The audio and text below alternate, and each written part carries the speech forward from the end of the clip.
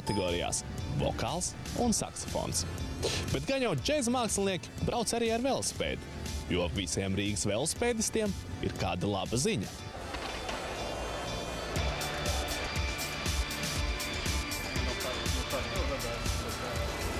Tad mums aiz muguras ir brīvdabas velo pumpis un brīvdabas velo remonta stends, kur jebkurš Rīgas velobraucējs, braucot pa skolas ielas celiņu, var piestāt, uzpumpēt sev riepas, uzkarināt riteni, piestrūvēt kādu skrūvi, kas ir atnākusi vaļā, un to visu izdarīt bez maksas.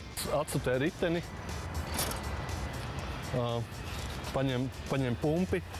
Pumpim ir divi caurumi, lielais ventils un mazais ventils. Nu, un tad atskrūvē galviņu,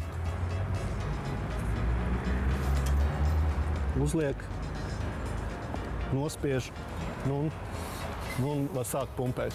Tā ideja dzima pagājušo gadu, kad mēs sapulcējāmies domu biedri, kuriem interesē velo braukšana, velo labošana un galvenokārt mācīties un prast pašiem to izdarīt. Un mēs nodibinājām sabiedrisko organizāciju, kur mēs pulcējamies, veidojam dažādus projektus un iniciatīvas. Un viena no iniciatīvām bija radīt šādu te infrastruktūras elementu priekš pašiem un priekš citiem Rīgas velobraucējiem. Ja atnāks kāda skrūve vaļā, tad šo riteni var, pieņemsim, šādā veidā pakarināt.